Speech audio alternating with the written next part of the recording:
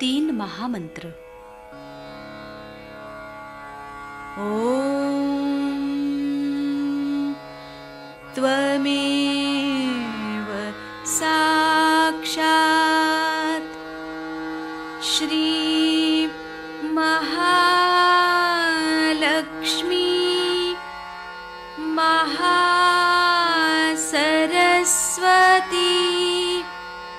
महाकाली त्रिगुणात्मिका कुंडलिनी साक्षात् श्री आदिशक्ति माताजी श्री देव्यै नमो नमः। ॐ त्वमेव साक्षात् श्री कल्की साक्षात् श्री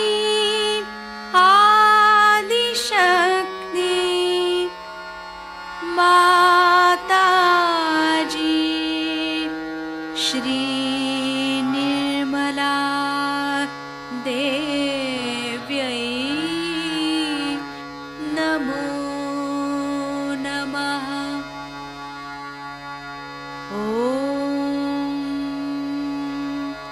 त्वमेव साक्षात् श्री कल्की साक्षात् श्री सहस्रार स्वामिनी मोक्षप्रदायिनी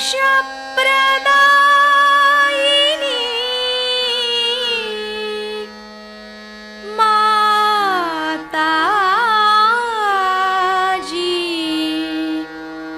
श्री निर्मला देव्यै नमो नमः। श्री गणेश मंत्र।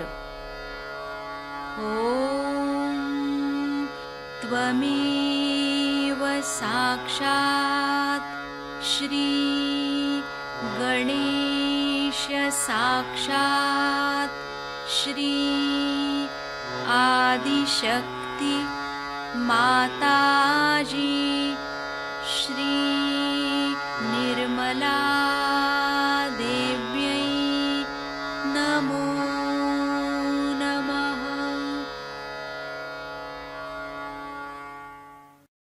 जय श्री माता जी। दोनों हाथ माँ के सामने अपने हृदय में श्री माता जी को नमन करेंगे। परम पूजनीय श्री माता जी, कृपा करके हम सभी के ध्यान में आइए, विचारों में आप आइए, अपने बीचों बीच हृदय में श्री माता जी को देखेंगे। श्री माता जी, हम सबको क्षमा कर दीजिए, हम सभी अज्ञानी हैं। दोनों हाथों पे अपने विचारों में, अपनी आँखों में श्री माता जी की छवि को रखते हुए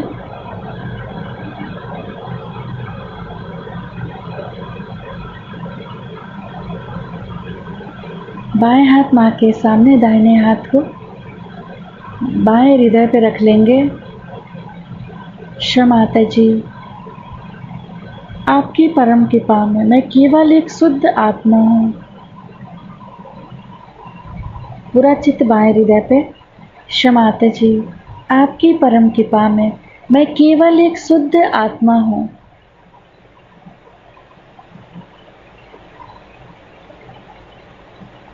श्री माता जी, कृपा करके हमारी इस आत्मा को प्रकाशित कीजिए,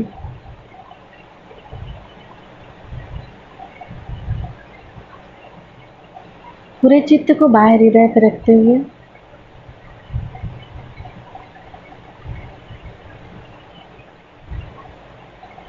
शो माता जी, हमारी इस आत्मा में पूर्ण शांति दीजिए।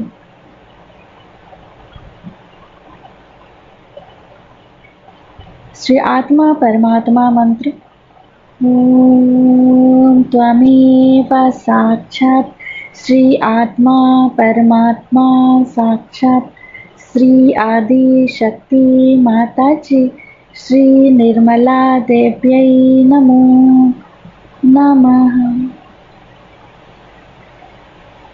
दोनों हाथ मां के सामने,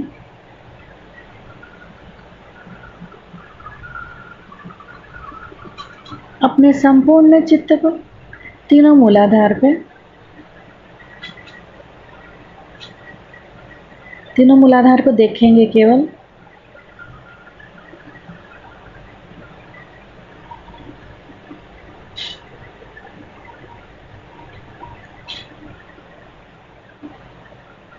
सेंटर नाभि पे, बीचों बीच नाभि पे अपना संपूर्ण चित्त।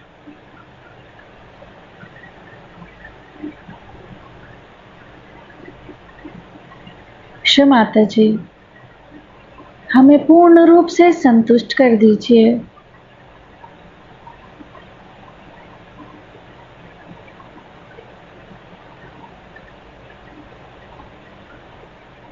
पेट के चारों तरफ पूरे भवसागर में अपने चित्त को रखेंगे।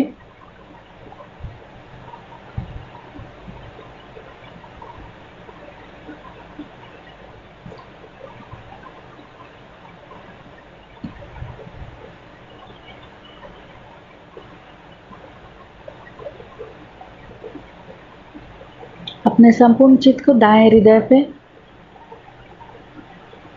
श्री माता जी, हमारे इस हृदय में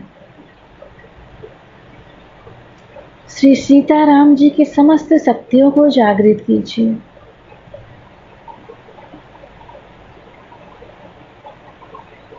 श्री माता जी, मेरे अंदर जो भी जिम्मेदारी का भाव है वो आप हैं। कृपा करके हमें साक्षी भाव में जिम्मेदारी निभाने की शक्ति दीजिए।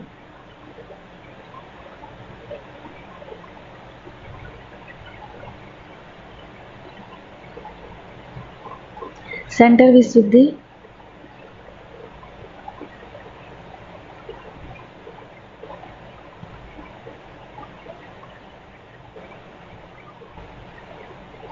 फ्रंट आज्ञा,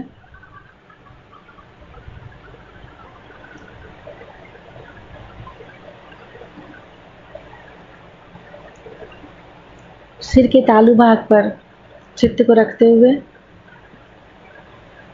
सिर के तालू भाग से दोनों हाथों को देखेंगे।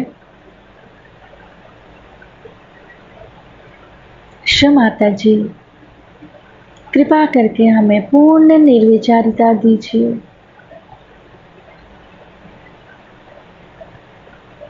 आपकी अमृत वाणी को हम सहस्त्रार से सुन सके ऐसी कृपा कीजिए।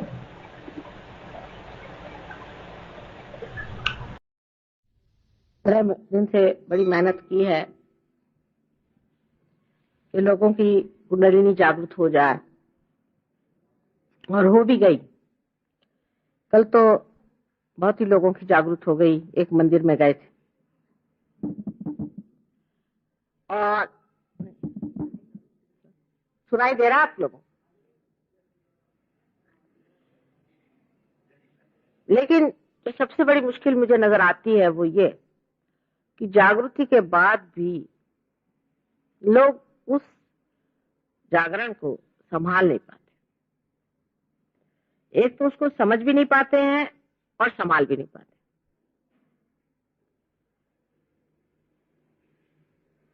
उसकी वजह यह है कि हर चीज को वो अपने बुद्धि पर लाना चाहते। जब कुंडलिनी का जागरण हो जाता है और जब वो ब्रह्मरंध्र को छेदती है तो आपके हाथ से ठंडी ठंडी हवा जैसे आने लगती है।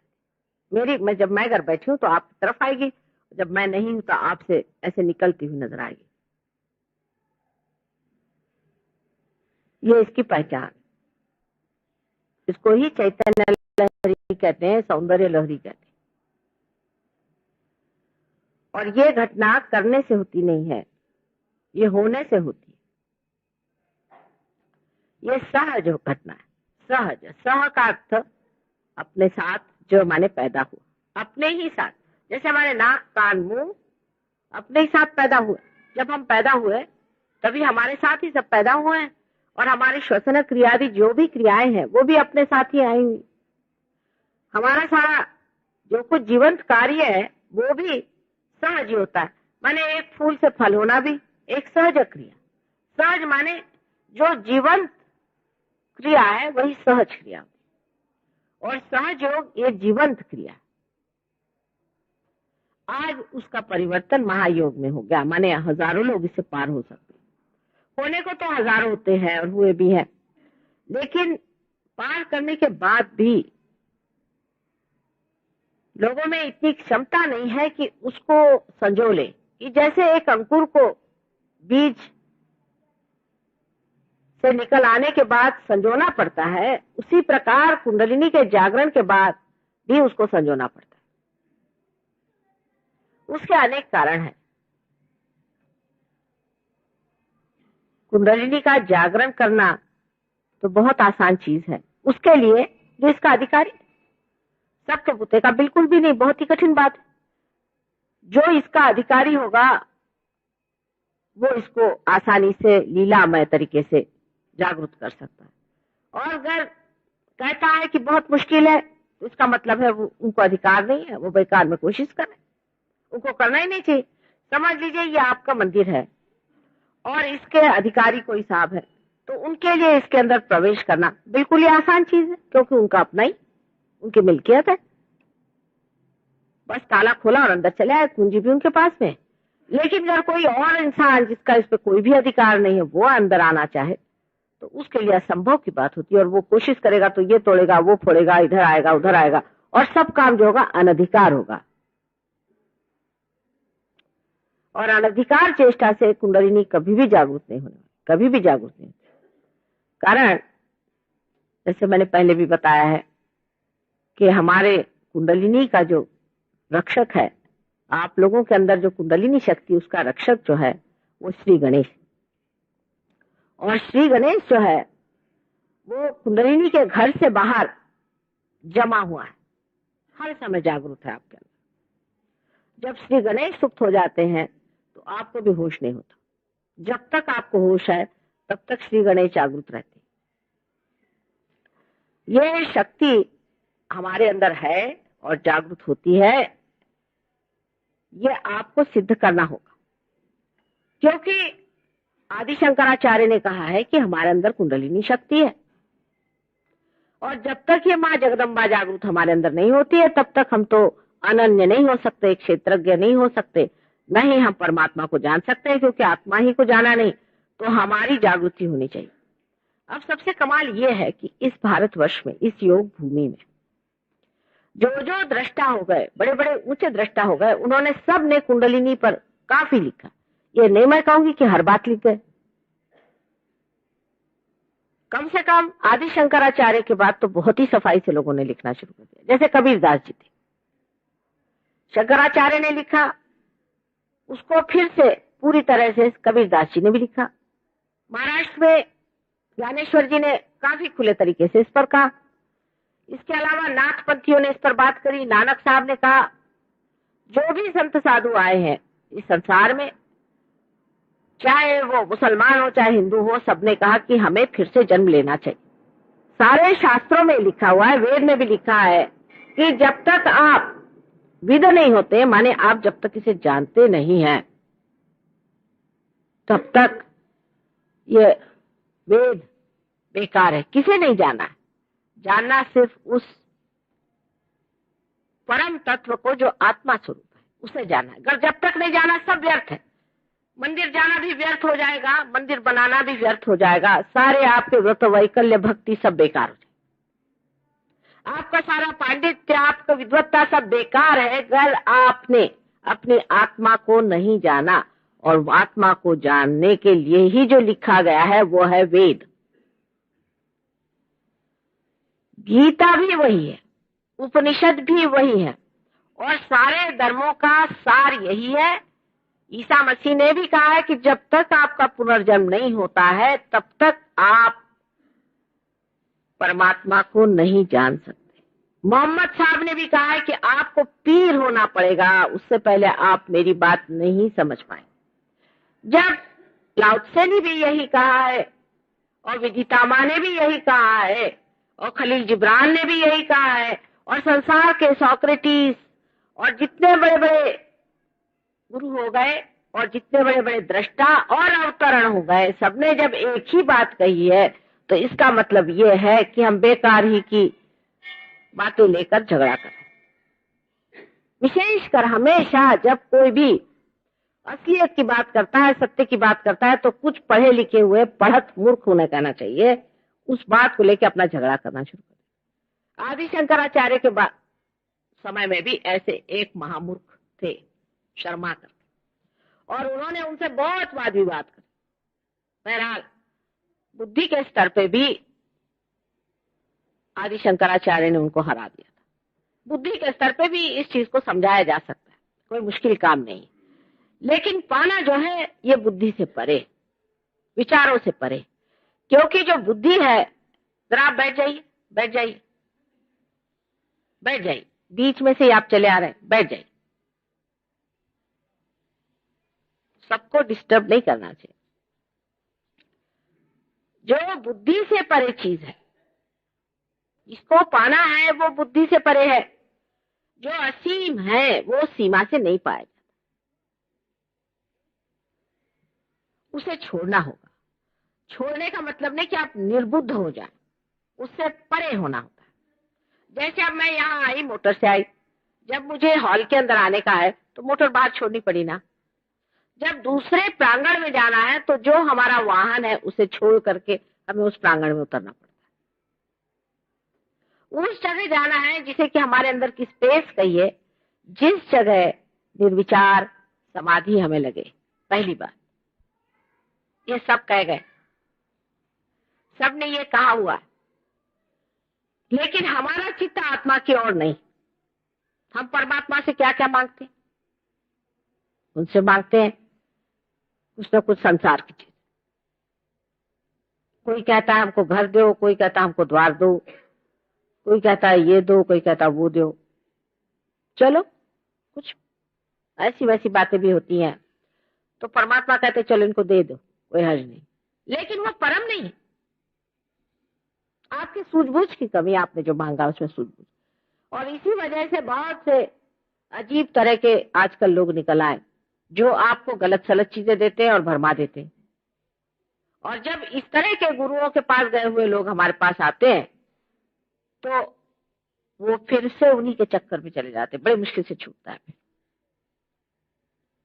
क्योंकि उन्हें गलत रास्ते चला दिए। जैसे कि कोई आदमी कहता है चलो भाई तुम ऐसा करो कि 7 दिन का उपवास करो और हमारे लिए आप इतना ला करके रुपया दे दो, बस काम खत्म। अब ये बताइए कि उपवास करने से परमात्मा कैसे मिलेंगे? मेरे अभी तक समझ नहीं आ रहा कि इंसान ऐसे कैसे सोचता है। क्या आपको शरीर उठ करके आपका शरीर वहां भगवान के पास जाने वाला है क्या, जिसे हल्का फुल्का कर रहे हैं? एक सीधी सरल बात है। इस पर बहुत लोग खासकर मंदिरों में मुझसे नाराज हो जाते हैं जब मैं कहती भाई उपवास नहीं करो। उल्टे खुश होना चाहिए कि माँ का धर्म तो अच्छा है, इसमें उपवास नहीं करने देती माँ। मैं ये नहीं कहती कि उपवास नहीं करो, लेकिन परमात्मा के नाम पे क्यों सुतक कर रहे हो? भाई उनके नाम पर खुशियां मनानी चाहिए। जिस दिन गणेश जी का जन्म है, हनुमान जी का जन्म है मंगलवार के दिन, उस दिन उपवास करें। आप बताइए आपके घर में कोई अगर बेटा पैदा हो, बुद्धि में तो लगानी चाहिए, उस दिन क्या उपवास किया जाता है? कबीरदास ने जब कोई नई बात बताई तो सब ने उनको मार भगाया और किसी ने उनकी बात नहीं सुनी, किसी ने भी बताया। लेकिन उपवास तो ऐसे ही हम लोग करते हैं, इस देश में बहुत से लोग करते हैं। सबको पहले भगवान मिलना चाहिए जो भूखे मर रहे हैं। उनको क्या पहले ही सब भगवान मिल जाएंगे, क्योंकि भूखे भूखे के मारे मर जाए तो लोग सोचते हैं मरने के बाद उनको जरूर भगवान मिल जाएंगे।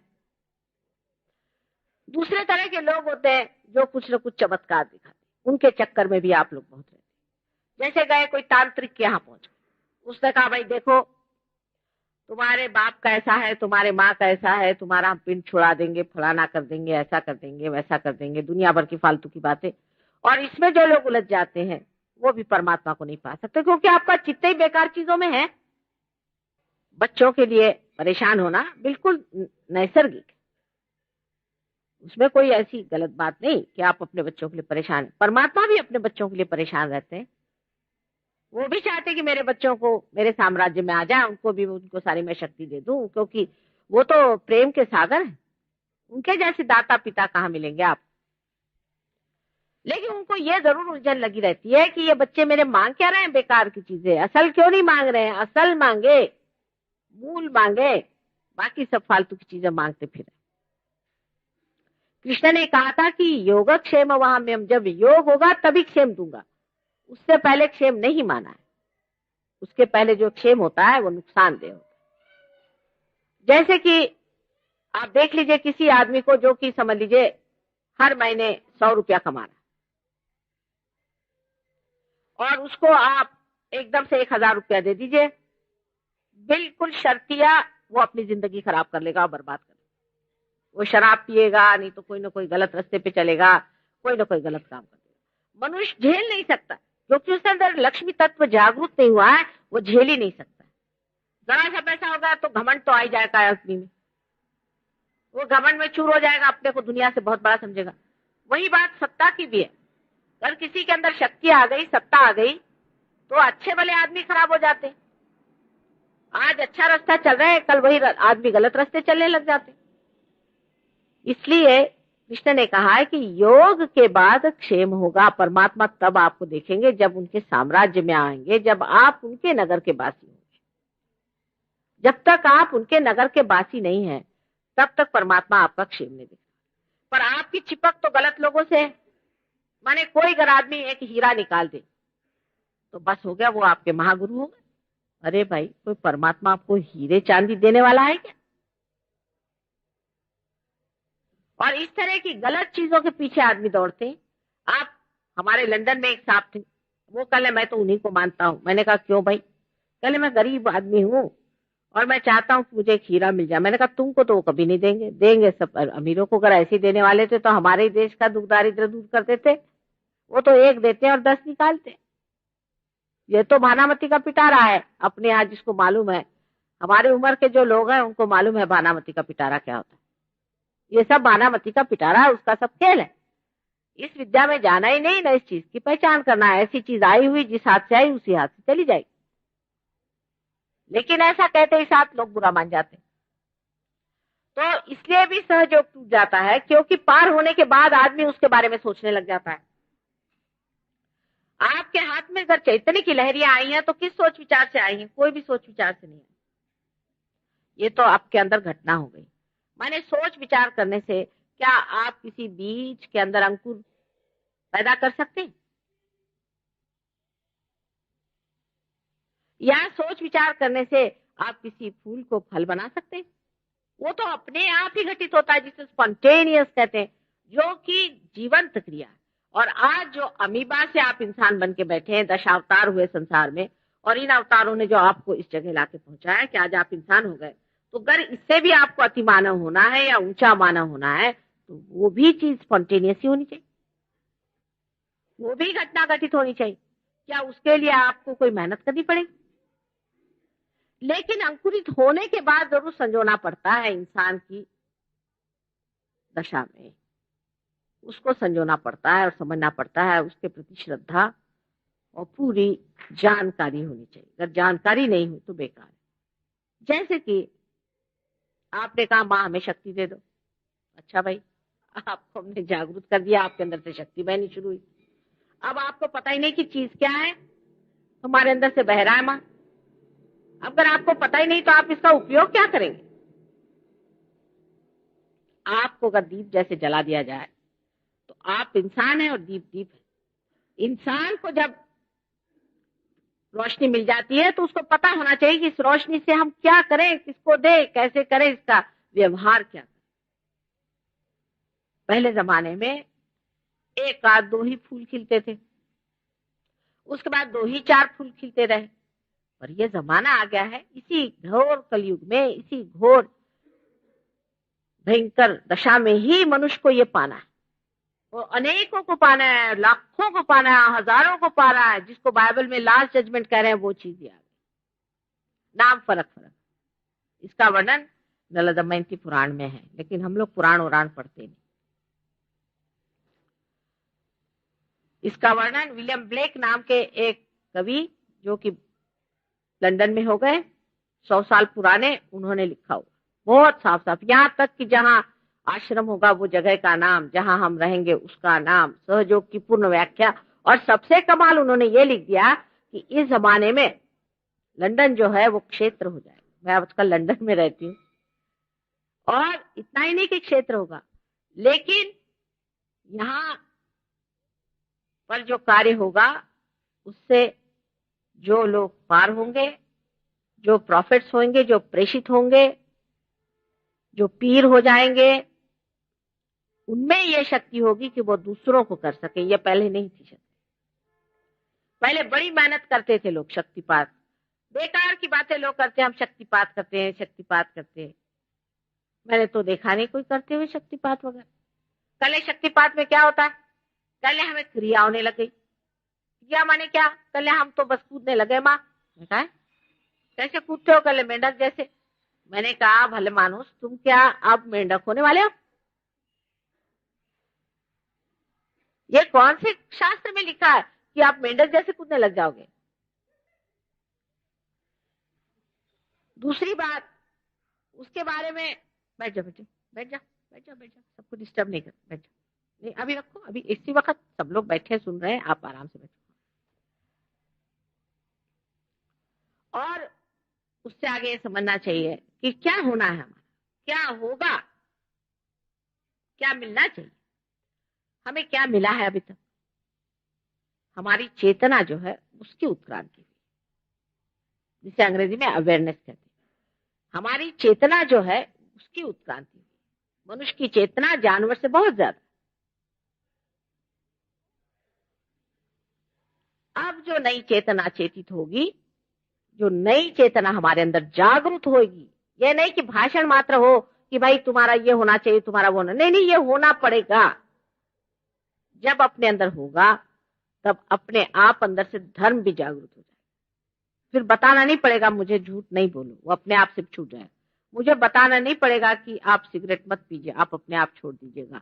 मुझे बताना नहीं पड़ेगा कि आप शराब मत पियो, अपने आप छूट जाएगा, क्योंकि आप समर्थ हो जाएंगे। समर्थ माने सम अर्थ हो जाएंगे। जो आप हैं, आप आत्मा स्वरूप हैं। जब आप आत्मा हो जाते हैं तो आपकी सारी बातें बदल जाती, परिवर्तन शुरू हो जाता है। आप में परिवर्तन होना चाहिए, तभी मानना चाहिए कि हमारे अंदर कोई घटना घटित हुई है। और बेकार की बाह्य की बातें कि तुम्हारे बाप का क्या हो रहा है, घोड़े का नंबर क्या है, इस तरह से परमात्मा को इतना नीचा इंसान ने गिरा लिया है, और इतने नीचे तरीके से परमात्मा को समझ रहा है कि वो कभी भी परमात्मा तक पहुंच नहीं सकता। उसकी चेतना चेतित होनी चाहिए। आपकी चेतना चेतित हो जाएगी, इसमें मुझे कोई शक नहीं, क्योंकि आप इस महान योग भूमि में पैदा हुए। भारतवर्ष में पार कराना बहुत ही आसान चीज है, ये मैं समझ गई।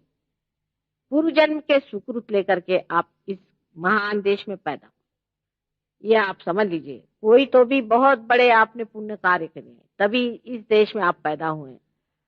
नहीं तो दूसरे देशों में पैदा होते हैं जहां लोग योग से पहले ही क्षेम पा गए और रास्ते से खत्म हो गए, बेकार हो गए।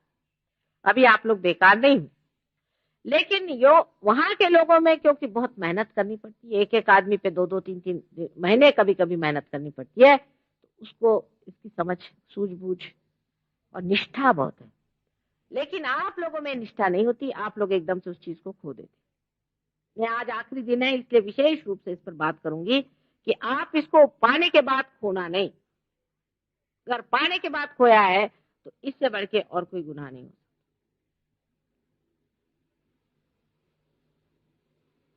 ये बहुत सूक्ष्म तत्व है जिसे आपको पाना चाहिए। आप लोग प्रदेश के लोगों से साइंस सीखते हैं, दुनिया भर की चीजें सीखते हैं, लेकिन साइंस से परे भी जो शक्ति है, साइंस वाले क्या बता सकते हैं आपसे? वो यही बता सकते हैं जो चीज सामने है। क्या वो ये बता सकते हैं कि इसमें बिजली कहां से आई? वो कहेंगे कि जो स्रोत है वहां से आई। वो स्रोत में कहां से आई? वो कहेंगे कि हाइड्रो इलेक्ट्रिक है तो पानी में से आई। पर पानी में बिजली कहां से आई, क्या वो बता सकते हैं? अगर वो कहें कि पृथ्वी के अंदर भूगर्भ में गुरुत्वाकर्षण शक्ति है, मैग्नेटिज्म है, वो उसमें कहां से आई? वो कैसे कार्यान्वित होती है? उसको चलाने वाला कौन?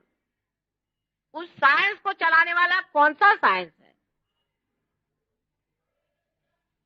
इस मामले में एक बात अच्छी है कि विदेशों में लोग अब उस कगार पर पहुंच गए जहां उन्होंने सोचा कि इसके आगे अंधेरा है।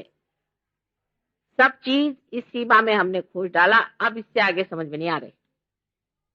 अभी यहाँ हम लोग उनके पीछे पीछे चलकर उस कगार पर पहुंचना चाहते हैं और जिस गड्ढे में वो गिर गए उसमें ही गिरना चाहते हैं, अंधेरे में। पर आपका धरोहर बहुत बड़ा है, ये आपको जान लेना चाहिए।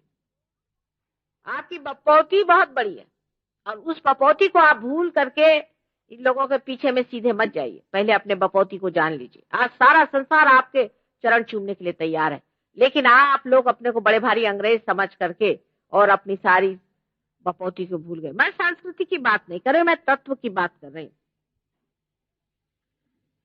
हमारे अंदर जो महान तत्व है वो है कुंडलिनी का तत्व, और उसकी जागृति होने के बाद मनुष्य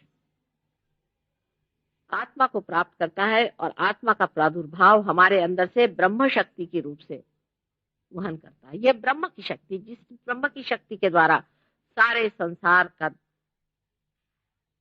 कारभार चलता है, संसार की धारणा हुई, वही ये ब्रह्म शक्ति। इस ब्रह्म शक्ति को हमें पाना है।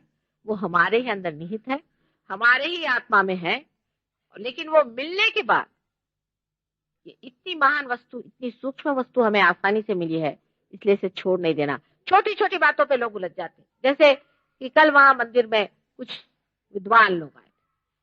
कभी कभी इन लोगों से बात करने पे मुझे कबीर दास की बात समझ में आती है कि पढ़ी पढ़ी पंडित मूर्ख भय।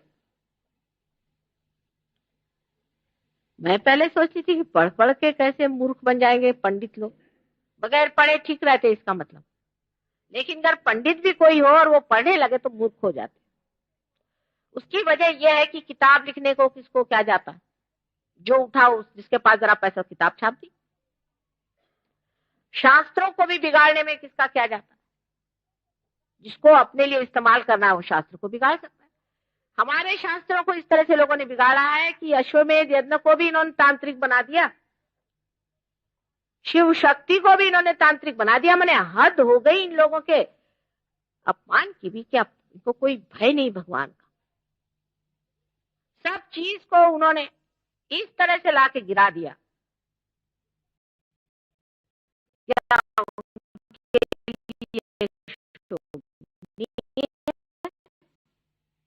क्या है हारी की इन्होंने इस हुई है। मैं जर्मनी गई तो वहां लोग मुझे पूछने लगे कि आपका हिंदू धर्म है क्या? सब यही तो है। मैंने कहा क्या? तो उन्होंने सारा तांत्रिक बताना शुरू किया। मैंने कहा क्या करते हो, तुमने कहाँ पढ़ा? कल हमने हजारों किताबें हिंदू धर्म पढ़ी, उसमें सब यही लिखा हो। अरे मैंने कहा तुमने तो धर्म फिर जाना ही नहीं, हिंदू धर्म क्या है। हम लोग तो जानते भी नहीं कि सब चीजें है क्या, ना हम कुछ पढ़ते, हमारे दिमाग में भी नहीं आता। इन लोगों की दृष्टि गंदी है तो दृष्टि चीज गंदी चीज पे पड़ती। हम लोग नेपाल गए थे, कभी हमने कोई गंदी चीज वहां देखी नहीं पूरी समय। मेरी लड़कियां भी थी, पति भी थे, सब कुछ थे, कभी कोई दिखाई नहीं दिया कोई गंदा काम यहाँ पे है, कुछ है, दिखाई नहीं दिया हम। उसके बाद दूसरे बार गए तो हमारे एक शिष्य थे वहां स्विट्जरलैंड के, तो उन्होंने कहा माँ यहाँ तो भरा पड़ा है। मैंने कहा कहाँ भाई, मुझे तो कुछ दिखाई नहीं दिया। तो देखा क्या कि जापान के बहुत से लोग आए हुए थे, बड़े बड़े जूम लेंस लगा करके। मैंने कहा ये क्या देख रहे हैं? चले वो ऐसी जो गंदी गंदी चित्र लगे हुए हैं उनको वो फोटो ले रहे हैं। मैंने कहा अच्छा, उसलिए वहां से जूम लेंस लेकर के यहाँ पहुंचे। इनकी दृष्टि ही गंदी है। मैंने कहा ये लोग तो बिल्कुल जो है बाथरूम इनकी संस्कृति है, इनको कोई तमीज ही नहीं है। इनकी दृष्टि इतनी गंदी कि यही देखने के लिए आए यहाँ पर, और उनको कुछ देखने को नहीं, यही फोटो खींच रहे। और बेचारे कलाकार भी क्या करते, उनको राजा महाराजा इतने ज्यादा विषयी लोग थे कि उन्होंने उनको कहा कि नहीं मंदिरों को पर ऐसे ही बनाओ।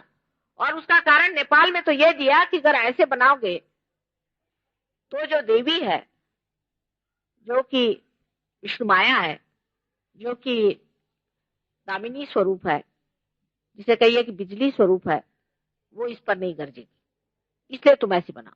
वो वहां जाएगी ही नहीं, कोई भी देवी नहीं जाएगी, कोई भी देवता नहीं जाएंगे, वो प्राण प्रतिष्ठा ही नहीं हो सकती, वहां जाने का सवाल क्या है।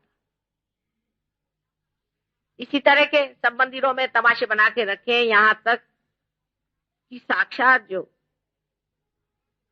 पुरी में साक्षात उनके पास भी ऐसे ही गंदे सब लगा के रखे। वहां से भगवान उठने जाएंगे तो क्या इतनी गंदगी वहां करके रखी हुई, ऐसे गंदे गंदे वहां पर चित्र बना के रखे। क्या परमात्मा को सब गंदी बातें अच्छी लगती? और क्योंकि हिंदू धर्म में कोई भी रुकावट नहीं किसी चीज की, चाहे जो कर लो, जैसा भी चाहे आप व्यवहार करो परमात्मा के साथ और उनके मूर्तियों के साथ, कोई कुछ कहने वाला नहीं। इसीलिए शायद बाद में सबने कहा बाबा मूर्ति पूजा मत करो। ये सारी मूर्तियां पृथ्वी के अंदर से स्वयंभू हैं और हैं साक्षात। लंदन में भी मैंने देखा कि इंग्लैंड की कुछ जगह में ऐसे पत्थर निकल आए हैं जिनसे वाइब्रेशंस आते हैं, जिससे चैतन्य लहरियां आती हैं। हर देश में है, लेकिन अपने देश में दृष्टा बहुत थे, जानकार बहुत थे, उन्होंने पहचाना और उसमें मंदिर खड़े किए और उसको माना, और ये स्वयंभू लिंग है या ये स्वयंभू गणेश है, ये सब इसको समझा। लेकिन बगैर पार हुए आप कैसे समझ सकेंगे कौन सा स्वयंभू है कौन सा नहीं? अपने हर मंदिर में प्राण प्रतिष्ठा होती। मतलब क्या? प्राण प्रतिष्ठा का मतलब क्या? माने उसमें चैतन्य की लहरियां उसमें से आनी चाहिए। हर मंदिर के मूर्ति को जागृत किया जाता है। वो सिर्फ कोई बिरला ही होता है, क्योंकि जिसके पास में इसका अधिकार होता है वही कर सकता है, और वो अधिकार उसी को होता है जो पार हो। जो पार नहीं है वो नहीं कर सकता उसे। इसीलिए उन्हीं को ब्राह्मण माना जाता था जिन्होंने ब्रह्म को जाना है। जिसने ब्रह्म को नहीं जाना है, ये ब्रह्म जो हाथ से बह रहा है यही ब्रह्म है। इस ब्रह्म को जानने वाला ही उसकी प्राण प्रतिष्ठा कर सकता है। इस प्रकार अपने देश में भी अत्यंत अंधता है। मैं तो सोचती थी कि मंदिरों में जाओ तो लोग भक्ति से भरे हुए, और भक्ति वाले लोग परमात्मा को किसी को नहीं लगाते ज्यादा, जरूरत से ज्यादा। पर जो बड़े बुद्धिवादी होते हैं, बड़े क्लिष्ट होते हैं, बड़े क्लिष्ट लोग होते हैं, अपने ही इसमें उलझे रहते हैं। वो हर चीज का अर्थ लगाने पे बैठे रहते हैं और बाल की खाल उतारते रहते हैं। पर मैंने मंदिरों में भी देखा कि ऐसे लोग आके जम गए, वो भी बैठ करके वहां वाद विवाद कर रहे हैं, और वो भी बैठ करके इस पे चर्चा करें। अरे इस पे चर्चा क्या करोगे? कोई चर्चा करने से अगर आप एक फूल में से फल निकाल सकते तो दिखा दो। जीवंत चीज की क्या चर्चा कर रहे हो? ये अगर किसी से पूछा जाए तो उनका अहंकार जागृत होगा। वाह, मैंने गीता पढ़ी है, मैंने फलाना पढ़ा है, फलाना पढ़ा है। पढ़ने से क्या होगा? अगर पढ़ने से आप एक बीज में से अंकुर निकाल दें, पढ़ने से सिर्फ एक ही जानना है कि आपको पार होना है। ये घटना घटित होनी चाहिए, पढ़ने से यही जानना चाहिए। इस मामले में आपसे परदेसी लोग अच्छे, वो समझ गए कि हमको तो बगैर पार हुए कोई मार्ग नहीं, बाकी सब व्यर्थ है। वो सब गुरुओं के पास जाते, इधर जाते, टक्करे खाते हैं, ढूंढते हैं, और असलियत नहीं मिली तो छोड़ देते हैं। सावित्री तुम उधर बैठ जाओ तो अच्छा, पीछे के लोग नहीं देख सकते, कोने में बैठो। Give a chair there, they can't see me. बीच में ही कुर्सी रख देते हो तुम लोग भी। हाँ, तो मानव जाति को, परम को अगर पाना है तो उसको सोचना चाहिए कि परम ही को पाइए, और परम को पाने के लिए आप बिल्कुल तैयार हैं, इसमें कोई शक नहीं। और आप पाइएगा भी जल्दी से, मैं जानती हूँ, मैंने कहा था। लेकिन अगर आपको मैं 1000 पाउंड दे दूं और आपको पता नहीं पाउंड क्या चीज है, तो आप उसे उठा फेंक दीजिएगा। और ये जो बहुमूल्य चीज भी मैं आपको दूंगी उसकी भी आप परवाह नहीं करने वाले, क्योंकि एक तो आसानी से मिली, जैसे हमारी आजादी आसानी से मिली है, उसकी जो आपने हालत खराब करी है भी, वैसे आपको आसानी से ये भी मिल जाती है आजादी। ये भी बड़ी भारी आजादी है, आत्मा की आजादी आपको मिल गई। सबसे बड़ी आजादी तो यही है, क्योंकि यही मोक्ष है। सब चीजों से छुटकारा हो जाता है, अहंकार मन बुद्धि आदि सबसे छुटकारा होकर आप आत्मा स्वरूप हो जाते हैं। पर ये जो बीच का काल है इसमें जमना पड़ता है और इसको आदमी चूक जाता है। इसके लिए नितांत श्रद्धा की जरूरत है कि हमारे अंदर का ठंडक हवा आई है, तो ये तो आ नहीं सकती। यानी कुंडलिनी का जागरण भी आप देख सकते हैं, उसका स्पंदन देख सकते हैं, उसका चढ़ना भी देख सकते हैं, वो तो सब होता ही है। आपको नम्र भाव से अपनी कुंडलिनी जागृत कर लेना चाहिए और ये क्या चीज है इसे समझ लेना चाहिए, और उस शक्ति का उपयोग कैसा करना चाहिए वो समझ लेना चाहिए, और उसको कैसे बढ़ाना देना चाहिए वो समझ लेना चाहिए। ऐसे ऐसे भी लोग मैंने देखे हैं कि जिनको मैंने 8 या 7 साल पहले जागृति दी थी, उन्होंने 10-10 हजार लोगों को जागृति दे के पार कर गांव के गांव निर्व्यसनी कर दिए, मुक्त कर दिए सारे रोगों से। एक आध ऐसे भी लोग हमारे, उन्होंने 1 से 3 कर लिए, तीनों ने मिलकर के, ऐसे भी लोग मैंने देखे। पर इधर दिल्ली की तरफ नहीं है, वो महाराष्ट्र में है। दिल्ली की तरफ लोगों की दृष्टि जरा अभी कुछ मेरे ख्याल से बार बार इस देश के आक्रमण होने की वजह से, चाहे जो हो, गहरी नहीं उतरती, और जब भी गहरे में उतरते हैं तो पढ़ लिख करके बेकार जाते, भक्ति में उतरते हैं तो उसमें पगला जाते। थोड़ी सी गहराई चाहिए, क्योंकि बहुत बड़ी चीज आप मांग रहे हैं, उसको संजोने के लिए आपके अंदर गहराई चाहिए। अगर आप इस गहराई से इसे ले तो थोड़ी देर में आपका जो पूर्व पुण्य का सुकृत है उसे आप छूटते, पर उसमें समय लगता है। पहले आप जागरूक हो जाते हैं, समझ लीजिए कि ये माँ की कृपा। अब आप भी अपने ऊपर कृपा कीजिए, मैं कहती हूँ थोड़ी अपने ऊपर कृपा करके अपनी बुद्धि और अपना पागलपन एक तरफ रख के इसमें गहराई में उतरिए। आप वाकई में पुण्यवान हैं, नहीं तो आप इस देश में पैदा ही नहीं होते। पहली चीज, आप चाहे कुछ भी कर रहे हैं, ये जान लीजिए अगर आप भारतीय हैं तो बहुत पुण्यवान है और समझदार है। समझदारी में आपका कोई सानी नहीं, पर सब समझदारी अगर आप इसको अति समझदारी कहते हैं उस तरह से लगाएं तो आप अपने ही पीछे हाथ धोकर लग जाइए। एक बात जान लेना चाहिए कि माँ को कुछ देने का नहीं है, माँ कुछ लेने आई ही नहीं है, देने आई। पहला हिसाब ये, यहाँ कोई दुकान नहीं और इससे हमें कुछ पाने का नहीं, आप ही का लाभ करने का। उस लाभ के बारे में भी बता देंगे, क्योंकि ऐसा होता है कि अगर कैस्ट्रॉल देना है तो ऊपर से चॉकलेट लगाना पड़ता है, नहीं तो बच्चे लेते नहीं। कुंडलिनी के जागरण से पहली तो बात ये होगी कि आपकी तंदुरुस्ती अच्छी हो जाती है। बहुत से लोगों का कैंसर कुंडलिनी के जागरण से हो गया। कैंसर इसी से होगा और किसी से होने नहीं वाला। बाकी सब आप ये जरूर है कि गला निकाल डालिए, नाक निकाल डालिए, कान निकाल डालिए और कहिए कि कैंसर ठीक हो रहा है, तो दूसरी बात। लेकिन कैंसर सिर्फ सहयोग से ठीक होने वाला, कुंडलिनी के जागरण से होगा। क्योंकि सुषुम्ना नाड़ी जब आकुंचित हो जाती है, अगर मैं तुम्हें बताने लगूं कि इसकी हिस्ट्री क्या है और ये कैसी आई और क्या बिजली आई, आपके सर दर्द हो जाएगा, खासकर आप अगर भक्ति मार्ग में। पर आप अगर सर तोड़ने के लिए तैयार हो तो वो भी मैं कर सकती हूँ।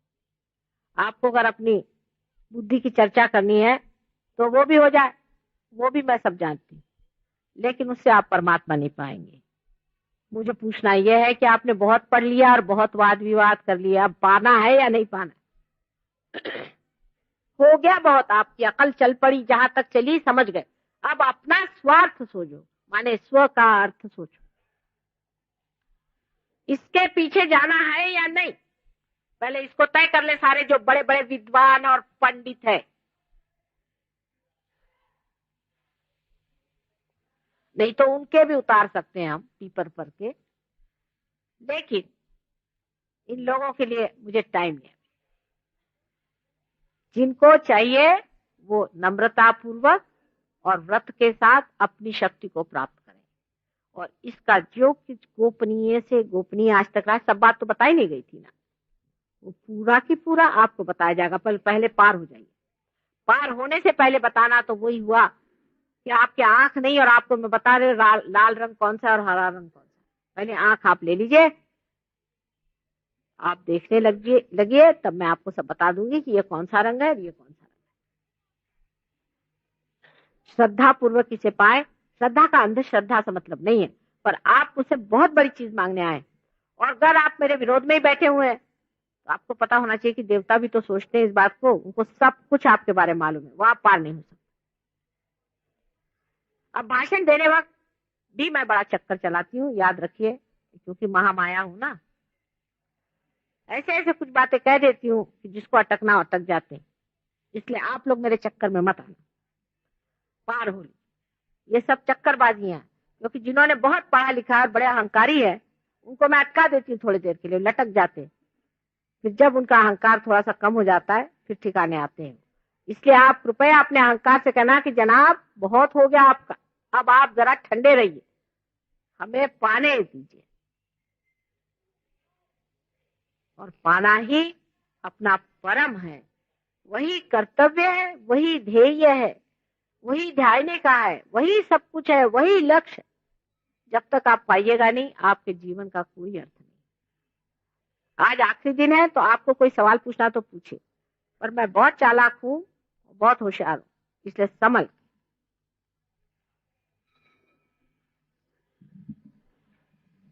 पूछ लीजिए, 5 मिनट और। हाँ पूछे बेटा, खड़े हो, खड़े। क्या है, क्या भेंट ले आए तुम? क्या ले आए भेंट? बेटा मैं पान तो खाती नहीं। अच्छा इलायची ले लेते हैं। इन लोगों ने मुझे बदनाम कर दिया। एक आई थी हमें मालूम इंटरव्यू करने, तो उसने कहा कि माँ बहुत पान खा रही थी। तो हमने कहा भाई इस जन्म में तो नहीं खाते, हाँ खाते थे, लेकिन तुमने पता नहीं मेरा कौन सा जन्म देखा। उन्होंने लिख दिया कि माँ पान बहुत खा रहे थे, और हम तो कभी पान छूते नहीं, इस जन्म में नहीं छुआ, हाँ पिछले जन्म में, उससे पिछले में खाते थे। तो मैंने कहा भाई तुमने कौन सा जन्म देखा जो छाप दिया तुमने कि माँ पान खा रही थी? तो खाते तो है नहीं हम पान बिल्कुल भी। ये चक्करबाजी है, इससे संभल के रहना।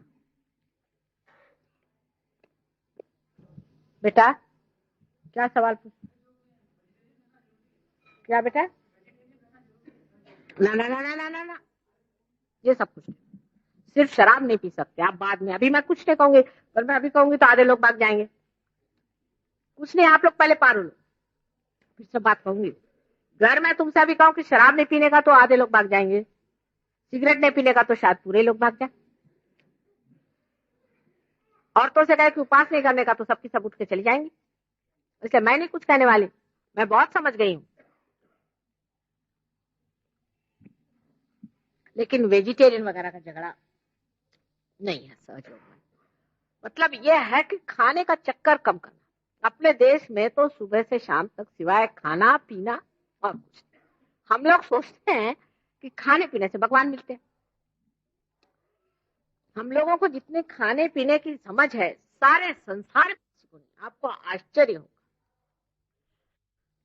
हम जापान गए, अब जापान के लोग बुद्धिस्ट हैं वैसे बेचारे, तो वहां बड़ा आश्चर्य हुआ।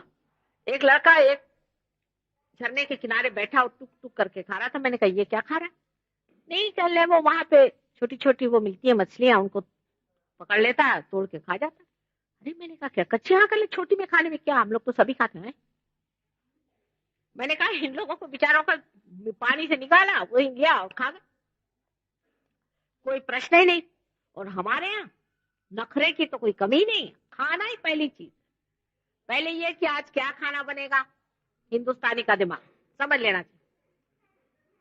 फिर वो औरतों ने चक्कर चलाया कि भाई आज आपके लिए मैं ये बना रही हूँ। अब पंजाबी होगी तो कहेगी आज सरसों का साग। कोई ना कोई औरतें बड़ी होशियार हैं, वो आदमियों को इसी चक्कर में रखती है। इन लोग को खाना नहीं बनाना आता, इसलिए औरतों को छोड़ भी नहीं सकते चाहे वो मार पीट दे। अब उन्होंने चक्कर चलाया कि मैं ये खाना बना रही। अच्छा यूपी वाले होंगे तो मेथी आलू बनेंगे, बड़े छोटे छोटे आलू मिल गए, मैं ले आई हूँ आपको खिला दूँ। हो गया। वो जो दफ्तर में 6 बजे निकला था 5 बजे घर पे आ जाए। सारा दिन हम लोग का इसी में चलता है कि आज क्या खाया और कल क्या खाया, और उसका क्या होने का है उस खाने का। सारा दिन ही अब उपवास है, सारे घर में आफत मची, क्या दादी माँ आज उपवास कर रही, माँ तूफान मचा। उस दिन हनुमान जी चढ़ जाते, उनके पास कोई जा नहीं सकता, किसी को फेंक मारेंगी, कुछ करेंगी। आज वो उपवास कर रही, क्या उपवास करे माने क्या एकदम वो देवता हो गए। उपवास करने की बीमारी तो ऐसी अपने देश में पड़ गई है, लेकिन उपवास कुछ नहीं होता, सारा समय विचार यही कि मैं क्या खाऊंगा। उपवास में पूरा विचार बना रहेगा कि मैं क्या खाऊंगा, और कोई विचार नहीं रहता है। उपवास तो नाम का होता है, बहाना ये कि आज कुछ अच्छी चीज मिल रही कि नहीं, सिंगाड़े का आटा मिल रहा है कि नहीं, कल उपवास है, देखो पता करो। अब सबको आफत मची हुई कि सिंगाड़े का आटा मिलना चाहिए। अरे भाई, ये इसलिए बनाया था कि एक तरह का खाना खाने से संतुलन नहीं आता है, इसलिए संतुलित खाना होना चाहिए। अब रे वेजिटेरियनिज्म की वो भी हद कर दी। मैंने अपने देश में, इस भारतवर्ष में ज्यादा फल और वेजिटेबल्स होते हैं, सब्जियां होती हैं, तो हम लोग सब्जी और फल ज्यादा खाएं। और गर्म देश है, बाकी चीजों से गर्मी ज्यादा होती है, इसलिए ज्यादा ये खाएं, ये बात कही गई। लेकिन वेजिटेरियन लोगों में बहुत से लोग ऐसे भी होते हैं जो लहसुन भी नहीं खाते, प्याज भी नहीं खाते। अब उनको लहसुन अगर आप दिखा दीजिए तो भाग खड़े हो जाएंगे। अगर आपको डराना हो किसी को तो आप लहसुन दिखा दीजिए, लहसुन से डरते हैं। अब एक जर्मन डॉक्टर ने बताया है कि लहसुन और प्याज अगर नहीं खाओ तो हार्ट अटैक आता है। हार्ट की ये जो आर्टरीज है ये हार्डन हो जाती है, जस्ट लाइक अल्कोहलिज्म। मतलब अगर अल्कोहल खा लीजिए यानी शराब पी लीजिए तो जैसा आर्टरी का हाल होता है वही लहसुन प्याज नहीं खाने वालों का होता है। अब अपने यहाँ ऐसे बहुत से लोग हैं जो बिल्कुल पक्के वेजिटेरियन हैं। अभी हमारे यहाँ आती है ना कुछ कुछ, तो उनका वर्णन सुन लीजिए। मेरा ये हाल है कि मजाल नहीं कोई मुझे दूध दे दे और उसमें छाली हो। अच्छा, मजाल नहीं, क्या कर लीजिएगा आप? साहब मैं पीऊंगी नहीं। ने आप है कौन? मजाल नहीं कि कोई मुझे लहसुन छुआ दे, बस सारी विरस्ती जो खाने पीने पर। और गल कल आकर के कोई खड़ा हो गया तो थर थर थर थर कांपना शुरू हो जाएगा। जहां जो चीज होती है माफिक होती है, जिसको जो माफिक होती है वो खाना पीना चाहिए। लेकिन खाना पीना कोई बहुत जरूरी चीज नहीं। आप अगर हमसे पूछे सवेरे क्या खा तो पता नहीं, शाम को क्या खा तो पता, किसी दिन का खाओ तो खाया, नहीं खाया तो नहीं खाया, 4-4 दिन भी नहीं खाया तो पता ही नहीं। लेकिन कोई भगवान के लिए नहीं है, आदत से लाचार, कुछ पता ही नहीं हमको रहता किसने क्या खाने को दिया नहीं दिया। क्या है खाना पीना, खाना पीना सुबह से शाम करके करते क्या है? पेट की बीमारी, इसकी बीमारी, उसकी बीमारी। जिसको जो संतुलन है वो करना चाहिए, जिसके लिए जो योग्य है वो खाना चाहिए। अब मैंने अगर कहा कि ऐसा कोई स्ट्रिक्टनेस नहीं है तो लगे फिर गोश्त वाले का लगे फिर सब गोश्त खाओ, नहीं नहीं नहीं नहीं। माने अगर जरूरत हो तो ये भी खाना चाहिए, जरूरत हो तो वो भी खाना चाहिए। इसके मामले में सूझबूझ चाहिए। इसका मतलब तो ये हुआ कि अपने देश के कुछ थोड़े लोग छोड़ करके बाकी सब क्या नर्क में जाने वाले? नर्क में इतनी जगह भी नहीं है, मैं तो स्वर्ग में जाने की बात कर रही हूँ। ऐसे भी देश संसार में है जहां एक पत्ती भी नहीं उगती। क्या भगवान किसी के साथ ऐसी जाति करेंगे? इतने ठंडे देश हैं। ग्रीनलैंड की एक लेडी मुझे मिली थी, उसने कहा कि हम वेजिटेरियन कैसे होंगे, हमने तो कभी जन्म में एक पत्ती नहीं देखी हमारे देश में। ठीक है, परमात्मा ने जैसा उनको बनाया उनको वहां खाना ही पड़ेगा। अगर वो नहीं खाएंगे तो उनके अंदर गर्मी नहीं रहेगी, वो जी नहीं सके। लेकिन शराब पीने की किसी को जरूरत नहीं। शराब चेतना के विरोध में पड़ती है। हमारे यहाँ भी आप जानते हैं बहुत से लोग हैं, अब जैसे जैनी लोग हैं, वो श्री कृष्ण से नाराज। क्या लगे कि वो संहार करते थे, जो संहार करता है वो हिंसा करता है।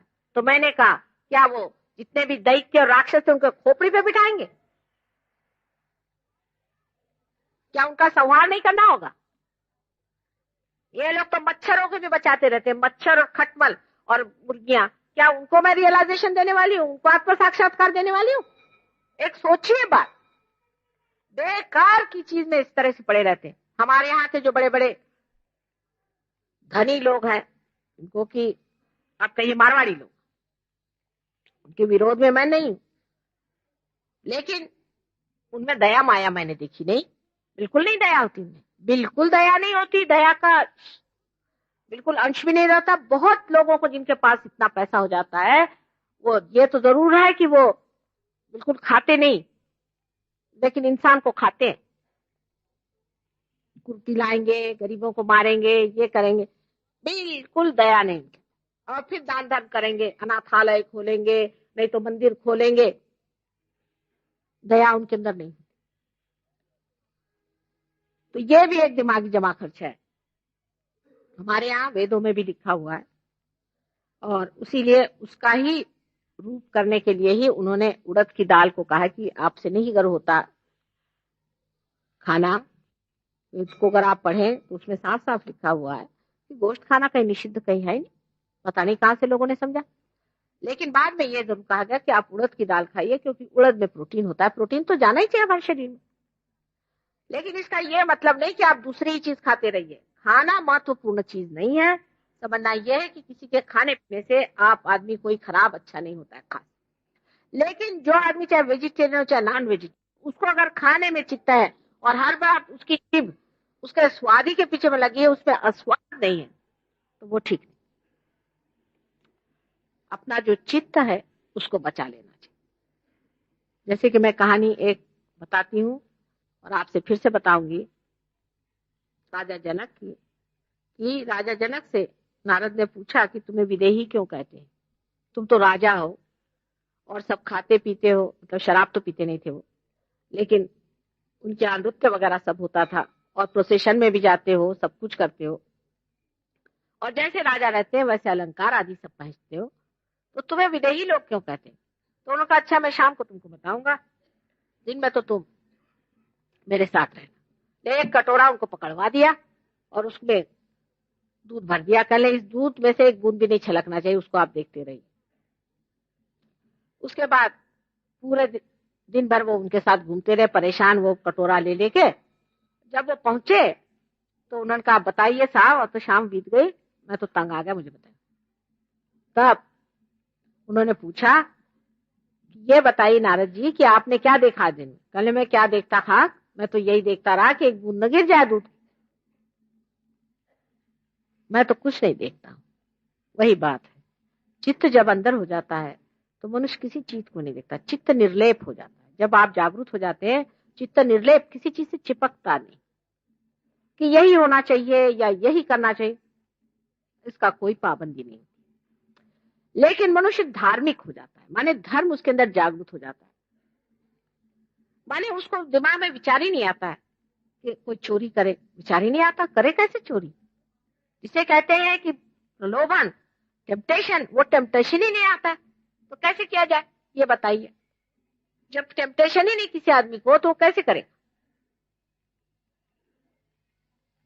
ऐसा हाल होता है, पता नहीं चलता कैसे करें। वही कहे चोरी करो, तो भाई करे कैसे? जब उसका प्रलोभन ही नहीं जमता है तो कोई आदमी चोरी नहीं कर सकता। इसी तरह से धर्म जागरूक हो जाता है। तो खाने पीने के चक्कर से आप बचिए, जो खाना खाइए, आप जो खा रहे हैं वही ठीक है, पर ज्यादा मत खाइए, जरूरत से ज्यादा, और कम भी नहीं खाइए, जरूरत से कम भी नहीं खाइए। अगर आपको उपास करना है तो कभी उपास भी कर ले, लंघन भी कर ले, पर भगवान के नाम पे मत करिए।